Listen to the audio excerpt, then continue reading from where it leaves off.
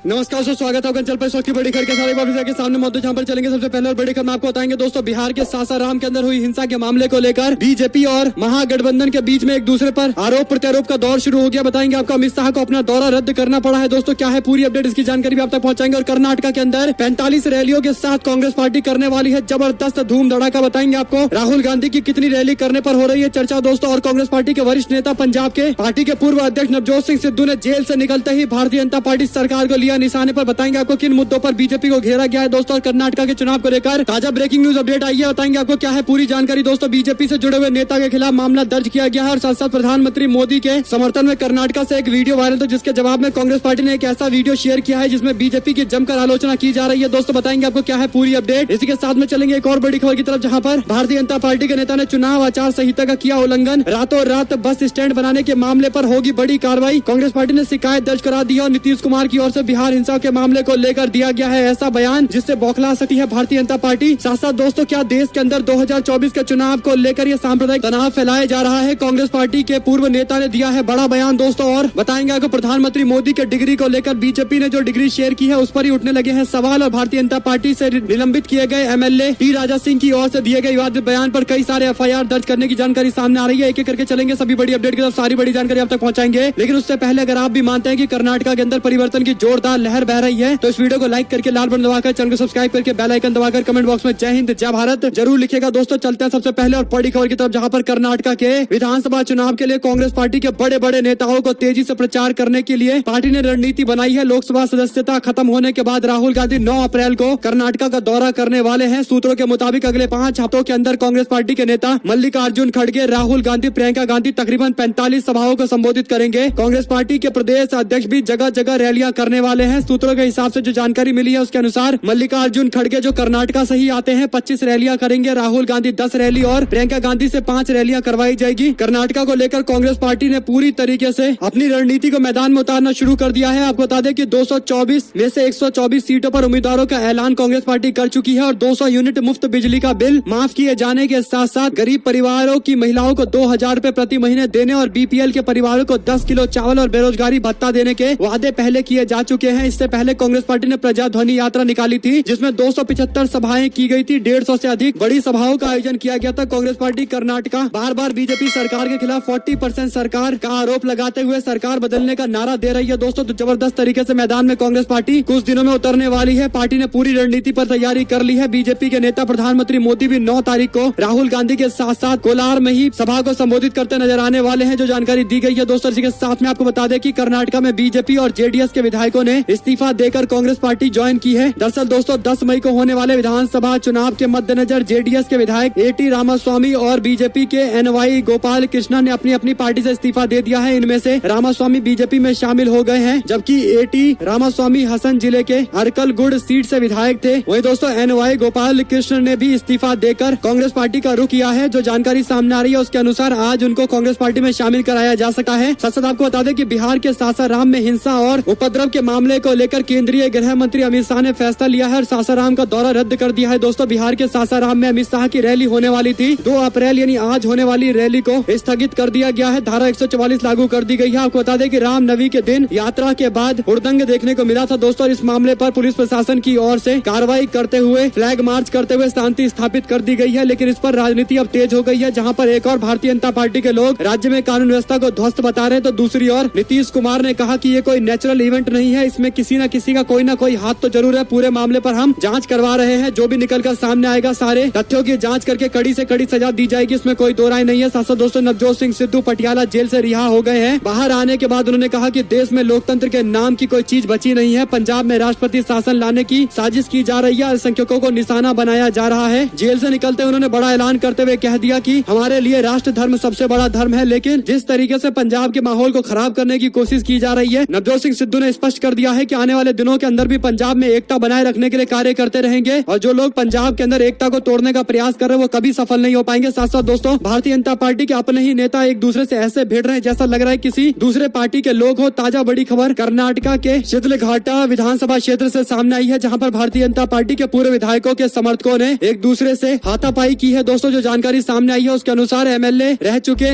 M Rajanna के supporter यानी Bharatiya Janata party के सपोर्टर ने अपनी ही पार्टी के कैंडिडेट को लेकर लेकर नाराजगी व्यक्त की है और पार्टी के दो नेताओं के बीच में आपसी विवाद देखने को मिला और थप्पड़बाजी भी की गई है। आपको बता दें कि ये पहली बार नहीं है, कर्नाटक में कई जगह भारतीय जनता पार्टी के नेता एक दूसरे पर इसी तरीके से हमला भी कर रहे हैं। दोस्तों साथ साथ भारतीय जनता पार्टी के नेता पर आरोप लगा है कि पैसा देकर वोट खरीदने की कोशिश की गई है। आपको बता दें कि बीबीएमपी कॉर्पोरेशन के कॉर्पोरेटर के मुनिद्रा जो बीजेपी की टिकट चाहते हैं, बेतरनापुरा से उन पर आरोप लगा है कि वह सामग्री बांटकर लोगों से वोट खरीदने की कोशिश कर रहे हैं और चुनाव की घोषणा के बाद ये आरोप लगे हैं। कांग्रेस पार्टी के एमएलए कृष्ण बैरेगौड़ा की ओर से chief electoral officer Manoj Kumar Meena को लिखित में मामले पर शिकायत दी गई है। दोस्तों जल्द कार्रवाई की मांग की गई है। आपको बता दें कि भारतीय जनता पार्टी का सिंबल और मुनिद्र कुमार के तस्वीरें लोगों को बांटे जा रही सामग्री पर देखा गया है, जिसके बाद जांच अधिकारी की रिपोर्ट में बताया गया है कि 28 तारीख को इस मामले पर एक एफआईआर भी दर्ज की गई है। शासक कर्नाटक के अंदर बहुजन समाज पार्टी ने 53 उम्मीदवारों की पहली लिस्ट जारी कर दी है। कर्नाटक में मल्टी कॉर्नर कॉन्टेस्ट चल रहा है। दोस्तों कई सारी सीटें ऐसी है जहां पर JDS, BJP, BSP, Congress party, KRPP, Aam Aadmi party, AIMIM, SDPI और केआरएस पार्टी के साथ साथ इंडिपेंडेंट कैंडिडेट मैदान में उतरे हुए हैं और जबरदस्त मुकाबला इन सीटों पर देखा जा सकता है। ऐसे में मायावती की ओर से उम्मीदवार उतारने के बाद किसको इसका फायदा मिलेगा ये तो आने वाले दिन में पता चलेगा, लेकिन एक बात तय है कि कर्नाटक की राजनीति को तो और ज्यादा दिलचस्प बना दिया है बहुजन समाज पार्टी ने अपने उम्मीदवार उतारकर, और इस बार क्योंकि वो अलग चुनाव लड़ रहे हैं तो मुकाबला और ज्यादा अलग तरीके का निशान छोड़ने वाला है। दोस्तों वहीं पर कर्नाटक के अंदर एक वीडियो वायरल हुआ जिसमें प्रधानमंत्री मोदी की तस्वीर से एक बुजुर्ग काफी ज्यादा प्रेम जता रहा था और जमकर प्रधानमंत्री मोदी की तारीफ कर रहा था। इस वीडियो को शेयर करते हुए भाजपा के लोग कह रहे थे कि प्रधानमंत्री मोदी को लेकर कर्नाटक में एक पॉजिटिव रवैया है, लोग प्रधानमंत्री मोदी को काफी चाहते हैं, उनके कार्यों की तारीफ करते हैं। लेकिन कांग्रेस पार्टी के नेताओं की ओर से एक वीडियो शेयर किया गया है दोस्तों, जिसमें एक युवक पेट्रोल पंप पर जाता है और पेट्रोल के दाम देखकर प्रधानमंत्री मोदी की लगी तस्वीर को लेकर नाराजगी व्यक्त करता है। आपको बता दें कि प्रधानमंत्री मोदी की तस्वीर में वह हंसते मुस्कुराते दिखाई दे रहे हैं, जिस पर युवक काफी नाराज होते हुए कह रहा है कि पेट्रोल के इतने दाम बढ़ गए, लेकिन प्रधानमंत्री की यह तस्वीर हमको दुख पहुंचाती है। साथ साथ दोस्तों दिल्ली यूनिवर्सिटी की ओर से प्रधानमंत्री मोदी को लेकर जो डिग्री दी गई है उसकी आलोचना भी एक बार फिर से तेज हो गई है। आपको बता दें कि डिग्री को लेकर दावा किया गया है कि जिस फॉन्ट का इस्तेमाल किया गया था उसका आविष्कार ही 1992 में किया गया, तो प्रधानमंत्री मोदी ने 1983 में जो डिग्री हासिल की है उसमें उस फॉन्ट का कैसे इस्तेमाल हो सकता है जिसका आविष्कार 1992 में हुआ था। यानी दोस्तों लगभग 9 साल पहले ही उस फॉन्ट का इस्तेमाल प्रधानमंत्री मोदी के डिग्री पर शायद कर दिया गया होगा। इस तरीके से लोगों ने आरोप लगाते हुए सवाल खड़े किए हैं। वहीं आपको बता दें कि कर्नाटक की हुबली के अंदर भारतीय जनता पार्टी और जेडीएस पार्टी के लिए बुरी खबर सामने आई है। भारतीय जनता पार्टी की ओर से मुस्लिम समुदाय का कोटा खत्म किया गया है दोस्तों। ऐसे में जेडीएस के माइनॉरिटी यूनिट के जनरल सेक्रेटरी अफरोज और भारतीय जनता पार्टी के महबूबी ने कांग्रेस पार्टी ज्वाइन कर लिया है दोस्तों। इन दोनों के पार्टी में शामिल होने के साथ साथ 100 अन्य कार्यकर्ता भी कांग्रेस पार्टी में शामिल हो गए हैं, तो लगातार कांग्रेस पार्टी का कुनबा बढ़ता चला जा रहा है। साथ साथ दोस्तों एमसीसी का ऐलान कर दिया गया है, यानी मॉडल कोड ऑफ कंडक्ट का ऐलान कर दिया गया है, जिसके बाद कोई भी विकास कार्य नहीं कराए जा सकते हैं। लेकिन एक बड़ी जानकारी सामने आई है, बीजेपी के एमएलए ए कृष्णप्पा ने बेंगलोर साउथ कॉन्स्टिट्यूएंसी में इस कंडक्ट का वायलेशन किया है। कांग्रेस पार्टी के लीडर बाबू रेड्डी ने आरोप लगाया है कि बीजेपी के नेता ने रातों रात एक बस स्टैंड का निर्माण करवाया है। इस पूरे मामले पर जल्द इन्वेस्टिगेशन करने के लिए कहा गया है दोस्तों। अगर ऐसा किया गया होगा तो भारतीय जनता पार्टी के इस नेता के खिलाफ कड़ी कार्रवाई हो सकती है। एमसीसी का उल्लंघन करने के मामले पर इसको चुनाव लड़ने से भी रोका जा सकता है। जो भी अपडेट इससे जुड़ी हुई आएगी आप लगातार पहुंचाएंगे। और कोलार के अंदर प्रधानमंत्री मोदी और राहुल गांधी एक ही दिन प्रचार करते दिखाई देंगे। 9 अप्रैल को दोनों नेता कर्नाटक पहुंचने वाले हैं दोस्तों। केसी वेणुगोपाल की ओर से जो जानकारी दी गई है इसमें यह बातें कही गई है। साथ साथ आपको बता दें कि रामनवमी के अवसर पर बिहार के सासाराम और नालंदा जिले में भड़की सांप्रदायिक हिंसा के मामले को लेकर नीतीश कुमार ने साजिश बताया। शनिवार को उन्होंने घटना के संबंध में प्रतिक्रिया देते हुए कहा कि ऐसी घटनाएं काफी दुखद है, ऐसा कभी नहीं होता था, ये नेचुरल नहीं है, जरूर किसी ने गड़बड़ी की है। ऐसे में हमने पूरी तरह से जांच करने के आदेश दे दिए हैं, दोषियों पर सख्त कार्रवाई की जाएगी। मुख्यमंत्री ने ये बड़ा बयान दिया है। साथ साथ दोस्तों कर्नाटक सरकार ने मुसलमानों को धार्मिक आधार पर आरक्षण से बाहर कर दिया, लेकिन अब मुस्लिम समुदाय के लोग भी सवाल पूछ रहे हैं कि अगर अमित शाह ये दावा कर रहे हैं कि धर्म के नाम पर भारत के संविधान में ऐसा कोई प्रावधान नहीं है कि आरक्षण दिया जा सकता है, तो ईसाई और जैन समुदाय के लोगों को किस आधार पर आरक्षण दिया जा रहा है दोस्तों। यानी लोग ये सवाल पूछ रहे हैं कि क्या मुस्लिम समुदाय को टारगेट करने के लिए उनका आरक्षण खत्म किया गया है। अमित शाह को इस पर जवाब देना चाहिए, क्योंकि गृह मंत्री अमित शाह कर्नाटक पहुंचे थे और उन्होंने दावा किया था कि देश के संविधान में ऐसा कोई जिक्र नहीं है कि धर्म के नाम पर आरक्षण दिया जाएगा, लेकिन अन्य समुदाय को दिए जाने पर लोग सवाल भी खड़े कर रहे हैं। साथ साथ दोस्तों राज्यसभा के सांसद पूर्व केंद्रीय मंत्री कपिल सिब्बल ने शनिवार को भारतीय जनता पार्टी पर आरोप लगाया है। सिब्बल ने कहा कि 2024 में होने वाले आम चुनाव के करीब आने के मद्देनजर बीजेपी सांप्रदायिक हिंसा भड़काने की कोशिश कर रही है, योजना बना रही है और पश्चिम बंगाल गुजरात में हुई हालिया हिंसाएं इसका ट्रेलर है। पश्चिम बंगाल के हावड़ा जिले के अंदर गुरुवार को रामनवमी पर शोभा यात्रा के दौरान 2 समूह आपस में भिड़ गए। इसी तरीके का मामला बिहार में सामने आया, बंगाल में सामने आया, जिस पर कपिल सिब्बल की ओर से आरोप लगाए गए हैं दोस्तों। आप लोग जो भी राय देना चाहते हैं लिखकर जरूर बताएं कि आप उनकी बातों से इत्तेफाक रखते हैं। साथ साथ एक और बड़ी खबर सामने आई है दोस्तों, जहां पर भारतीय जनता पार्टी के द्वारा 2016 में प्रधानमंत्री मोदी की एक डिग्री शेयर की गई थी, जिस पर अब लोग निशाना भी साध रहे हैं। आपको बता दें कि आम आदमी पार्टी के नेता नरेश बाल्यान बोले, कहा खुद बीजेपी ने शेयर किया, उस पर यूनिवर्सिटी की जगह यूनिवर्सिटी लिखा हुआ है, यानी वी की जगह बी शब्द का इस्तेमाल किया गया है। आखिर ऐसा कैसे, ये सवाल पूछा गया है दोस्तों। अगर वाकई में ये असली डिग्री है तो इस पर कम से कम यूनिवर्सिटी की स्पेलिंग तो ठीक होती, लोग सवाल भी खड़े कर रहे हैं। वहीं पर हावड़ा के अंदर रामनवमी के झड़प के मामले को लेकर तृणमूल कांग्रेस ने राज्यपाल के फैसले पर सवाल खड़े कर दिए हैं। राजभवन ने अलग स्पेशल सेल गठित करने का आदेश जारी किया है, जिसकी आलोचना भी की जा रही है दोस्तों। आपको बता दें कि तृणमूल कांग्रेस ने शनिवार को पश्चिम बंगाल के राज्यपाल सीवी आनंद बोस के द्वारा हावड़ा के शिवपुर काजीपारा इलाके में स्थित जानने के लिए एक स्पेशल टीम का गठन किया गया है। बड़ी बात है कि गवर्नर ने खुद इसकी नियुक्ति की है दोस्तों, गठन किया है, जिसकी आलोचना की जा रही है। राजभवन की ओर से बयान जारी करते हुए कहा गया कि राज्यपाल ने स्थिति की वास्तविकता पर निगरानी रखने के लिए आदेश जारी किया है। इसके लिए एक स्पेशल सेल का गठन किया गया है। बयान में राज्यपाल और मुख्यमंत्री ममता बनर्जी के बीच में स्थिति की समीक्षा के लिए एक गोपनीय चर्चा का उल्लेख भी किया गया है। तृणमूल कांग्रेस के राज्य महासचिव और पश्चिम बंगाल में पार्टी के प्रवक्ता कुणाल घोष ने कहा कि ये स्पष्ट नहीं है कि स्पेशल मॉनिटरिंग सेल स्थापित करने का निर्णय सिर्फ एक मौखिक घोषणा थी या फिर इस मामले में कोई औपचारिक अधिसूचना भी जारी की गई है। और अगर ऐसा किया जाता है तो ये संविधान का उल्लंघन होगा, क्योंकि राज्य सरकार ऐसा कर सकती है। गवर्नर अपने नाम पर कोई इस तरीके का सेल नहीं बना सकते हैं। साथ दोस्तों, शिवसेना उद्धव ठाकरे गुट के नेता संजय राउत ने जानकारी दी है कि उनको लॉरेंस बिश्नोई गैंग की ओर से मारने की धमकी मिली है। लॉरेंस बिश्नोई गैंग की ओर से धमकी मिलने के बाद संजय राउत ने पुलिस से शिकायत भी की है। इस मामले पर पुलिस ने जांच शुरू कर दी है। पुलिस का कहना है कि उद्धव ठाकरे गुट के नेता और राज्यसभा के सांसद संजय राउत को धमकी भरा एक संदेश मिला। ये धमकी लॉरेंस बिश्नोई गैंग की ओर से दिया गया, जिसमें कहा गया कि सिद्धू मूसेवाला की तरह उनकी हत्या कर दी जाएगी। मीडिया रिपोर्ट की माने तो इस मामले पर पुलिस ने एक व्यक्ति को भी गिरफ्तार किया है। डिटेल में जानकारी आने पर आप तक लगातार पहुंचाते रहेंगे दोस्तों। साथ आपको बता दें कि राजस्थान सरकार ने 2008 के जयपुर सीरियल ब्लास्ट केस में आरोपी को बरी करने के फैसले को सुप्रीम कोर्ट में चुनौती देने का फैसला लिया है। शुक्रवार को देर रात मुख्यमंत्री ने एक उच्च स्तरीय बैठक बुलाने के बाद ये फैसला लिया है। साथ दोस्तों, सुप्रीम कोर्ट के पूर्व जज बोले, कहा जब तक जनहित में जरूरी न हो तब तक सरकार की ओर से निगरानी अस्वीकार मानी जानी चाहिए। जब तक व्यापक जनहित में जरूरी न हो तब तक सरकार की ओर से निगरानी किए जाने को अस्वीकार कर देना चाहिए। सुप्रीम कोर्ट के पूर्व जज जे चमलेश्वर की ओर से यह बयान दिया गया है। उन्होंने कहा कि नागरिक की निगरानी को विनियमित करने के लिए एक तार्किक कानूनी प्रणाली बनाने की जरूरत है। इसी के साथ में एक और बड़ी खबर दोस्तों ये है कि भारतीय जनता पार्टी के निलंबित विधायक टी राजा सिंह के खिलाफ हैदराबाद पुलिस ने मामला दर्ज किया है। हैदराबाद पुलिस ने बीजेपी के निलंबित विधायक टी राजा सिंह के खिलाफ जो मामला दर्ज किया है उसमें आईपीसी की धारा 153A 506 के तहत दर्ज किया गया है। एक व्यक्ति की शिकायत पर ऐसा किया गया है। दोस्तों आपको बता दें कि रैली के भाषण के दौरान विवादित टिप्पणी करने के मामले पर यह कार्रवाई करने की बात कही गई है। आपको बता दें कि हिंदी में भाषण देते हुए टी राजा सिंह ने जहां पर एक और अभद्र भाषा का इस्तेमाल किया तो दूसरी ओर भड़काऊ और समाज में वैमनस्य फैलाने वाले शब्दों का भी इस्तेमाल किया है। इस पूरे मामले पर उम्मीद की जा रही है कि हैदराबाद की पुलिस की ओर से कठोर कार्रवाई की जाएगी दोस्तों। और ये मामला यही नहीं रुका है बल्कि मुंबई के अंदर भी मामला दर्ज किया गया है, जो जानकारी दी गई है। साथ आपको बता दें कि बीजेपी के एमएलए कृष्णानंद राय हत्याकांड मामले में मुख्तार अंसारी की वर्चुअल पेशी हुई है। मुख्तार अंसारी और अफजल अंसारी की गैंगस्टर कोर्ट में शुक्रवार को पेशी हुई है। वीडियो कॉन्फ्रेंसिंग के माध्यम से बांदा जेल में मुख्तार अंसारी को पेश किया गया, जबकि बीएसपी के सांसद अफजल अंसारी व्यक्तिगत रूप से कोर्ट में पहुंचे थे और कोर्ट की ओर से फाइनल बहस लगातार कराई जा रही है। मामले पर जल्द बड़ी कार्रवाई की जा सकती है दोस्तों। वहीं पर तृणमूल कांग्रेस की सांसद महुआ मोइत्रा ने भारतीय जनता पार्टी पर निशाना साधते हुए जबरदस्त तंज कसा। उन्होंने कहा कि देश के हिंदू खतरे में है। ये नैरेटिव बीजेपी ने 2024 के चुनाव को लेकर बनाने का फिर प्रयास किया है। इसके लिए तैयारियां भी की गई है। पाकिस्तान पर अटैक की बातें भी की जा रही है और विदेशी ताकत भारत पर हमला करना चाहती है। इस तरीके का नैरेटिव बनाने का भी प्रयास किया जा रहा है और अगर तब भी काम नहीं चलेगा तो हिंदू कार्ड खेला जाएगा। महुआ मोइत्रा ने आगे लिखा कि जय माँ काली बुद्धि दे माँ सेव माई कंट्री, यानी दोस्तों भारतीय जनता पार्टी पर यह आरोप लगाए गए हैं कि 2024 के चुनाव के मद्देनजर इस तरीके की चीजें की जा रही है। वहीं आपको बता दें कि तमिलनाडु के अंदर एक बार फिर से भाषा को लेकर नया विवाद खड़ा किया गया है। तमिलनाडु के रेलवे स्टेशन पर हिंदी में लिखे गए शब्दों पर कालिक पोतने का मामला सामने आया है। इस पर दोस्तों कई लोगों ने सोशल मीडिया पर ट्वीट करते हुए अपराधी को गिरफ्तार करने की मांग की है। हालांकि अभी तक कोई गिरफ्तारी की खबर सामने नहीं आई है। साथ आपको बता दें कि राजस्थान के मुख्यमंत्री अशोक गहलोत बोले, कहा भारतीय जनता पार्टी के लोगों ने और बीजेपी की हिंदुत्व वाली विचारधारा के कारण ही अमृतपाल जैसे लोग हुए हैं जो खालिस्तान की मांग कर रहे हैं। बीजेपी और उसके विचारधारा से जुड़े हुए लोग बार बार हिंदुत्व की बात करते हैं, हिंदू राष्ट्र बनाने की मांग करते हैं और इसीलिए इस तरीके की मांगे अब खालिस्तानी समर्थकों की ओर से भी की जा रही है। साथ दोस्तों अरविंद केजरीवाल पर बीजेपी ने किया पलटवार, कहा कट्टर ईमानदार से होते जा रहे हैं भ्रष्टतम। यानी अरविंद केजरीवाल ने प्रधानमंत्री मोदी के डिग्री को लेकर सवाल खड़ा कर दिया, जिसके बाद बीजेपी के लोग इतनी बुरी तरीके से बौखला गए कि अरविंद केजरीवाल केजरीवाल को भ्रष्ट बताने लगे दोस्तों और कहने लगे कि कट्टर ईमानदार से आप तो भ्रष्टम हो गए हैं, आपके मंत्री जेल में बंद हैं, कोई पैसा छुपाने, कोई जांच से बचने के लिए हर संभव प्रयास कर रहा है, कोई शराब घोटाले में आरोपी है तो किसी पर अन्य मामले पर भ्रष्टाचार के आरोप दर्ज है, तो आप तो भ्रष्टाचार के खिलाफ लड़ाई लड़ते लड़ते एकदम भ्रष्टम हो चुके हैं। सुधांशु त्रिवेदी की ओर से कई सारी और भी बातें कही गई है। वहीं पर गुजरात के अंदर बीजेपी सरकार की विफलता को उजागर करने के लिए 300 सम्मेलन करेगी कांग्रेस पार्टी, जो जानकारी दी गई है दोस्तों उसके अनुसार गुजरात कांग्रेस पार्टी इस महीने राज्य भर के अंदर 300 से अधिक सम्मेलनों का आयोजन करेगी। भारतीय जनता पार्टी सरकार की विफलताओं को उजागर करने के लिए कांग्रेस पार्टी ने वरिष्ठ पदाधिकारियों के साथ बैठक करके ये फैसला लिया है। प्रदेश कांग्रेस के